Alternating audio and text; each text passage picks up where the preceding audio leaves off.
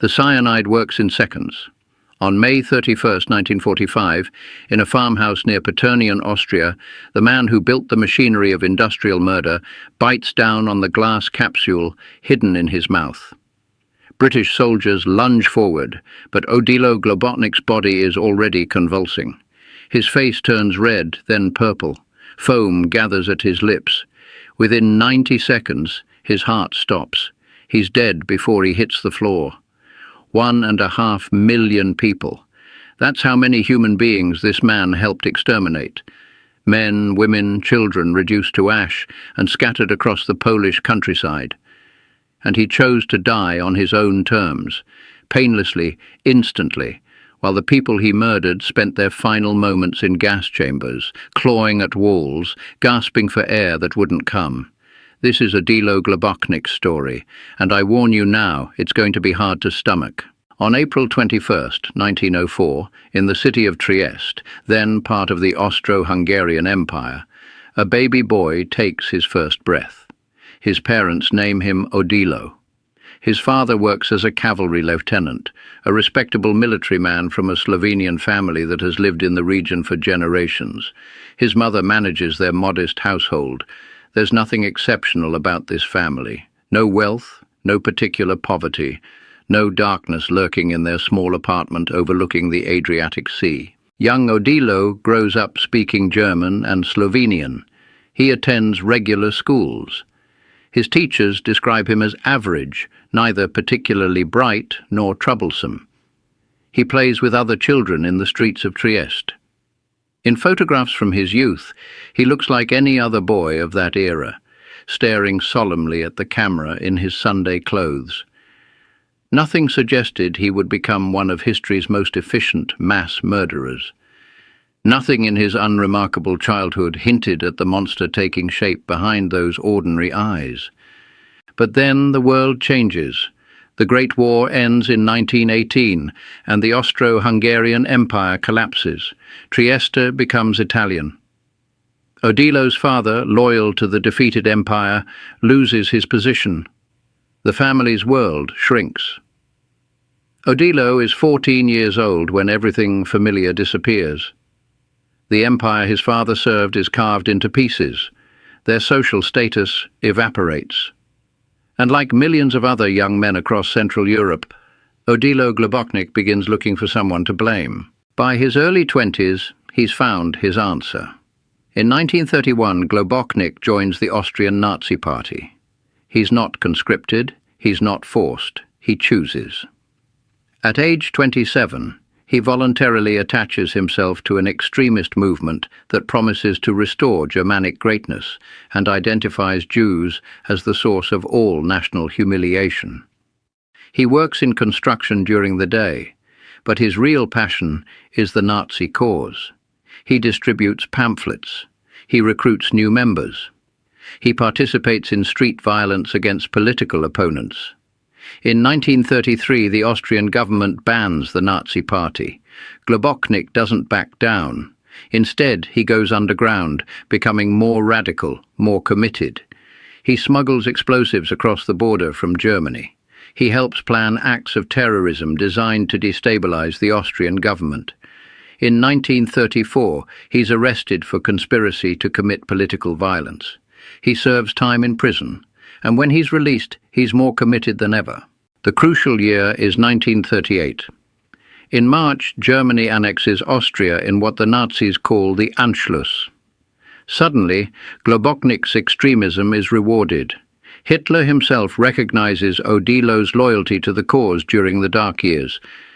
Within months, this construction worker with a criminal record is appointed Gauleiter of Vienna, one of the most powerful positions in the Nazi hierarchy. For the first time in his life, Odilo Globocnik has real power, and he discovers he enjoys using it. His first act as Gauleiter is to accelerate the persecution of Vienna's Jews. Under his watch, Jewish businesses are seized, synagogues are burned. Families that had lived in Vienna for generations are stripped of their possessions and forced into ghettos. But Globocnik isn't satisfied with mere theft and humiliation. He wants efficiency. he begins developing systems for processing large numbers of people, cataloguing their property, extracting maximum value before disposal. These skills will serve him well in his next assignment. In 1939, Globocnik is caught embezzling funds. Even by Nazi standards, his corruption is blatant. He's removed from his position in Vienna and sent east to occupied Poland, to the Lublin district. Lesser men would see this as a demotion, a punishment posting to a backwater. Globocnik sees opportunity. In Lublin, away from scrutiny, surrounded by millions of Jews the Nazis have marked for destruction, he can finally implement his ideas on an industrial scale. Heinrich Himmler, the head of the SS, recognizes something in Globocnik, a willingness to do what others might hesitate to do, an absence of squeamishness, a strange pride in efficiency. In October 1941, Himmler gives Globocnik the assignment that will define his legacy. He is to oversee Aktion Reinhard, the systematic murder of every Jew in the general government territory of occupied Poland. Not deportation, not forced labor, extermination, complete and total. Picture this, it's early 1942. In the forests of eastern Poland, construction crews are building something new. 3 locations, Belzec, Sobibor, Treblinka. To the untrained eye, they might look like labor camps. But these aren't designed to exploit workers. These are death factories, purpose-built for a single function, to kill as many human beings as possible, as quickly as possible, as cheaply as possible. Globocnik oversees every detail: the layout of the camps, the design of the gas chambers disguised as shower facilities, the narrow paths called tubes that funnel victims from arrival platforms to death chambers, ensuring crowds cannot turn back, the special units of Jewish prisoners forced to process the bodies, to extract gold teeth, to cut hair, to sort clothing, knowing their own families have already been murdered in the same chambers where they now work. At Belzec, the first camp operational in March 1942, Globocnik experiments with different methods. Carbon monoxide from diesel engines pumped into sealed chambers. It takes about 20 minutes of choking, of burning lungs, of children screaming for parents who are dying beside them. Globocnik receives reports on the efficiency. He makes adjustments, bigger chambers, better seals on the doors, more powerful engines. The numbers are almost incomprehensible. At Belzec alone, approximately 435,000 people are murdered between March and December 1942. At Sobibor, about 170,000. At Treblinka, the largest and most efficient of his death factories, approximately 900,000. These aren't statistics. These are individual human beings. Each one had a name. Each one had dreams, fears, memories, loves. Each one died in terror, gasping for air that wouldn't come. But here's what makes Globocnik particularly monstrous. He didn't just design the killing process. He designed the robbery. Every person arriving at his camps was stripped of everything. Clothing, jewelry, photographs, wedding rings, children's toys. All of it was sorted, catalogued and shipped back to Germany. Gold teeth were pulled from corpses and melted down. Women's hair was cut and sold to German factories to make felt.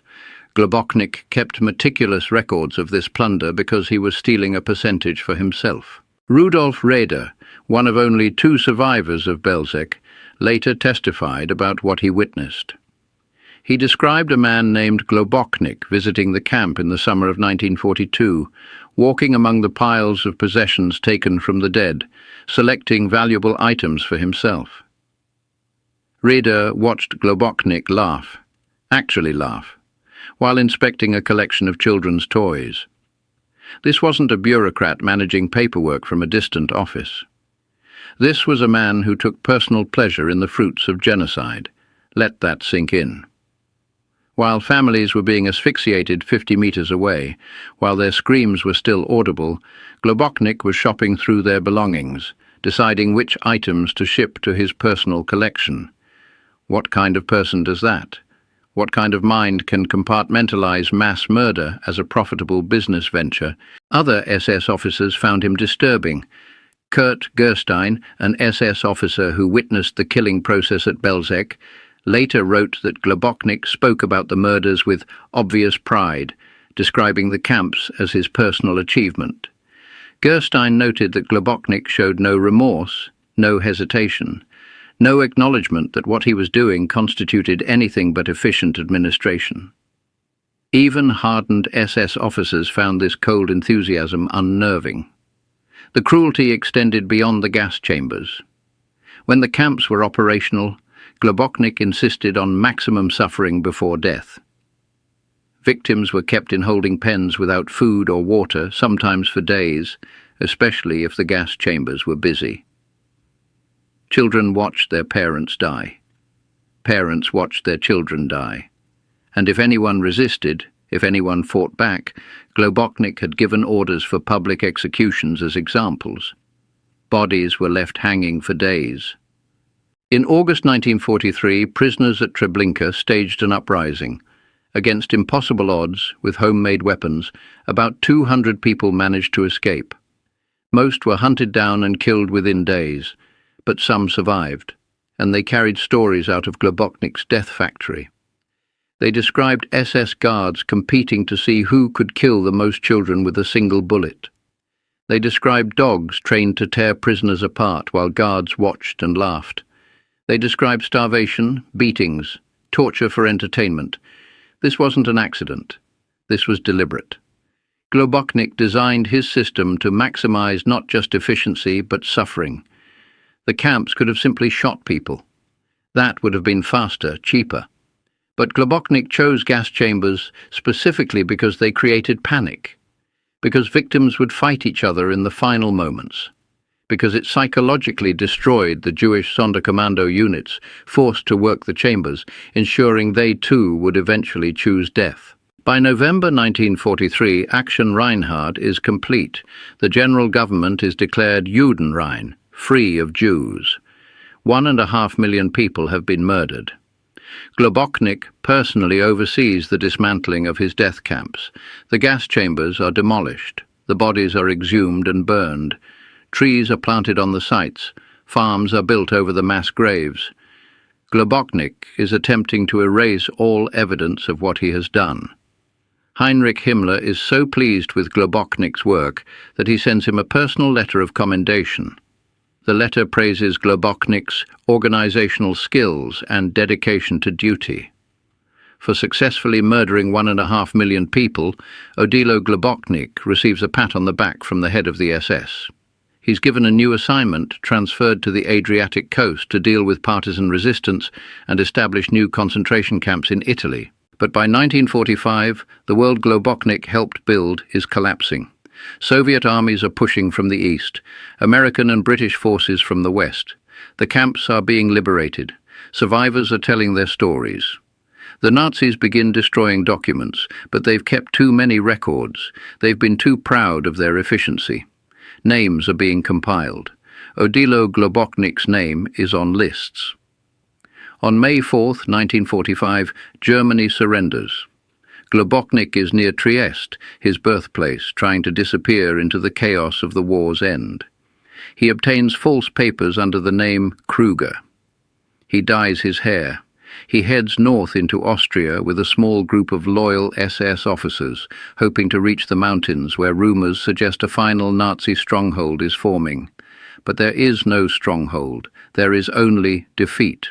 On May 31, 1945, British soldiers receive a tip about suspicious men hiding in a farmhouse near Lake Weissensee in southern Austria.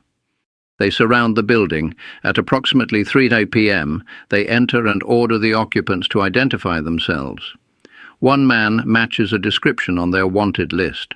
When confronted, Odilo Globocnik doesn't deny who he is. He doesn't plead. He doesn't beg.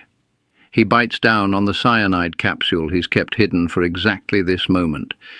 The British soldiers try to force his jaw open to make him vomit the poison, but it's too late. The cyanide is already in his bloodstream. His body convulses violently. His skin changes color. Foam pours from his mouth, and then he's dead. 90 seconds from bite to death. Painless, quick, merciful. Consider this. The people Globocnik murdered at Belzec, Sobibor and Treblinka took approximately 20 minutes to die in his gas chambers. 20 minutes of burning lungs, of panic, of watching their children suffocate. Globocnik died in 90 seconds, on his own terms, cheating justice. The asymmetry is obscene. But the story doesn't end with his death. The British photograph his body. They take fingerprints. They bury him in an unmarked grave in a cemetery in Paternionen, Austria. His family is notified. Years later, some will claim he was a victim of circumstances, that he was following orders, that he was no worse than any other Nazi officer.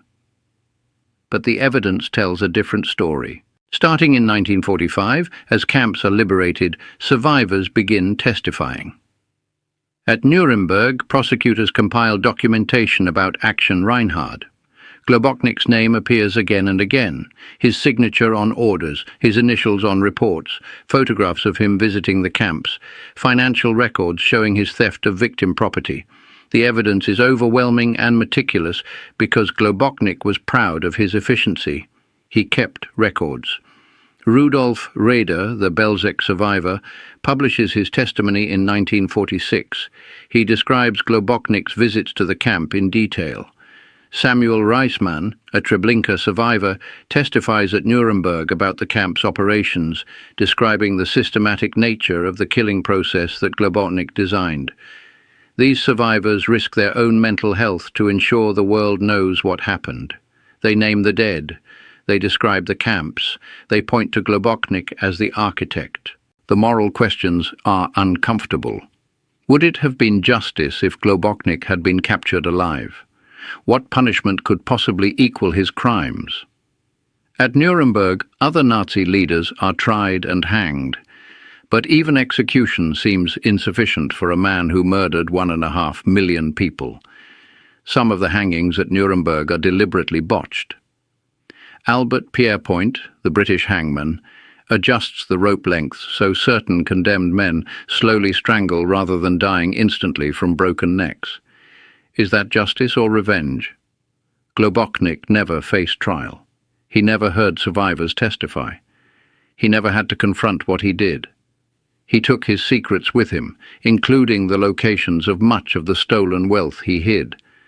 After the war, investigators search for the treasure of Aktion Reinhard. They find some caches, but much remains missing.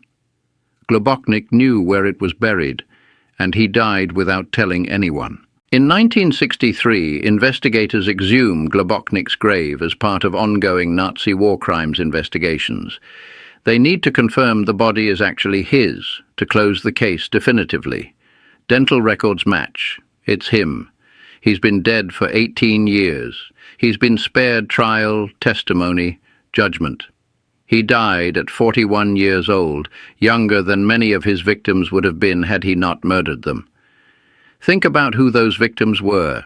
At Treblinka alone, Janusz Korczak, a renowned pediatrician and children's author, chose to accompany the children from his orphanage into the gas chambers, rather than accept offers of freedom.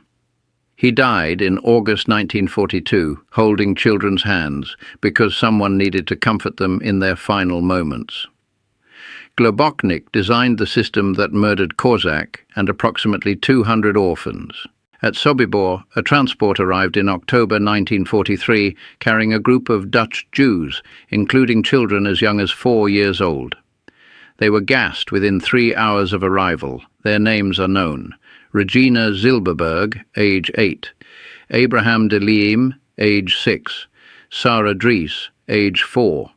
They died because Odilo Globocnik built a factory specifically designed to kill children as efficiently as possible. The answer reveals something uncomfortable about human nature. Globocnik wasn't insane. Psychiatrists who examined other Nazi leaders found them disturbingly normal. They were capable of love, loyalty, even kindness toward their own families. Globocnik had a wife. He had friends. People who knew him socially described him as charming. even jovial. He was a human being capable of normal human emotions, and he chose to murder 1.5 million people. This wasn't the result of a single decision. It was thousands of decisions. The decision to join the Nazi Party, the decision to participate in terrorism, the decision to accept the position in Lublin, the decision to say yes when offered command of Aktion Reinhard, the decision to design gas chambers instead of resigning, the decision to keep refining the killing process to make it more efficient, the decision to steal from the dead. Every single day, Odilo Globocnik chose this. What we learn from Globocnik's story is that ordinary people are capable of extraordinary evil when they find an ideology that gives them permission. The Nazis told Globocnik that Jews were subhuman, that their elimination was necessary, that he was serving a higher purpose. He chose to believe this because it gave him power, status, wealth. He chose to believe it because rejecting it would have required moral courage he didn't possess. Where are the memorials to his victims? At Belzec, Sobibor and Treblinka, there are now monuments. Simple stones bearing the names of those who can be identified, though most cannot. At Belzec, only 2 people survived. 2 people out of 435,000. The rest are ash, scattered in the forests, their names lost. At Sobibor and Treblinka, the numbers are similarly devastating. The vast majority of Globocnik's victims have no graves, no markers, no individual remembrance. Some survivors lived long enough to see their tormentors face justice, though not Globocnik. Samuel Reidsman, who survived Treblinka, testified at trial after trial, living until 1979. He spent 34 years telling the world what happened, ensuring the dead were not forgotten. Rudolf Raeder, the Belzec survivor, wrote his testimony immediately after liberation, knowing he might be the only witness. He died in 1968, carrying the trauma of what he saw until his final breath. The question of justice remains unresolved. Some argue that Globocnik's suicide denied his victims their day in court, their chance to confront him, their opportunity to ensure the historical record was complete. Others suggest that no trial, no punishment could have been adequate. What sentence equals 1.5 million murders? What prison term, what execution could possibly balance that scale? Legal scholars still debate whether the Nuremberg trials went far enough. The main defendants were executed, yes, but thousands of Nazis who participated in Aktion Reinhard lived normal lives after the war. They became teachers, businessmen, civil servants. They married, had children, died in their beds, surrounded by family. Meanwhile, the children who survived the camps carried psychological scars for the rest of their lives, many unable to form normal relationships, many taking their own lives decades later. Here's what haunts historians about Globocnik. He was efficient. He was proud of his efficiency. He saw the murder of 1.5 million people as a professional achievement worthy of recognition. When Himmler commended him, Globocnik reportedly displayed the letter in his office. He showed it to visitors. He wanted credit for what he had done. That level of moral disconnect is almost incomprehensible. After his death, investigators found Globocnik's personal effects. Letters to his wife describing his work in vague terms, complaining about difficulties in processing arrivals, discussing logistics like any other administrator might. Photographs of him at campsites, smiling, relaxed, posing with other officers. In one particularly disturbing image, he's standing at Belzec in the summer of 1942, the height of the killing operation, looking pleased with himself. Behind him, barely visible, is the roof of a gas chamber. The British soldiers who witnessed Globocnik's suicide reported that he showed no emotion before biting the capsule. No fear, no remorse, no anger. Just a cold calculation that capture meant trial. Trial meant hanging, and he could avoid that final humiliation by dying on his own terms. Even in his final moment, Odilo Globocnik was making a choice that prioritized himself over accountability to his victims. That's his legacy. Not the construction projects he worked on as a young man. not his role in the Nazi Party. His legacy is 1.5 million people murdered in gas chambers he designed. His legacy is orphans watching their parents die. His legacy is children as young as 4 years old gasping for air in sealed chambers. His legacy is efficiency in the service of evil. His legacy is the absolute proof that ordinary human beings are capable of organizing, implementing, and taking pride in genocide. History will never forget Odilo Globocnik, not because he deserves remembrance, but because his victims demand it. Every time someone studies Belzec, Sobibor, and Treblinka, his name appears as the architect of their destruction. Every time a survivor's testimony is read, his crimes are enumerated. Every time a scholar examines the Holocaust, they must confront the uncomfortable fact that it was organized by men like Globocnik, men who were neither monsters nor madmen, but ordinary people who made monstrous choices. He died at 41, cheating the gallows, spared the humiliation of trial. His victims died at every age, from infants to the elderly, denied even the dignity of individual graves. That asymmetry is the final injustice of Odilo Globocnik's story, and it's why we must continue telling it, no matter how hard it is to stomach.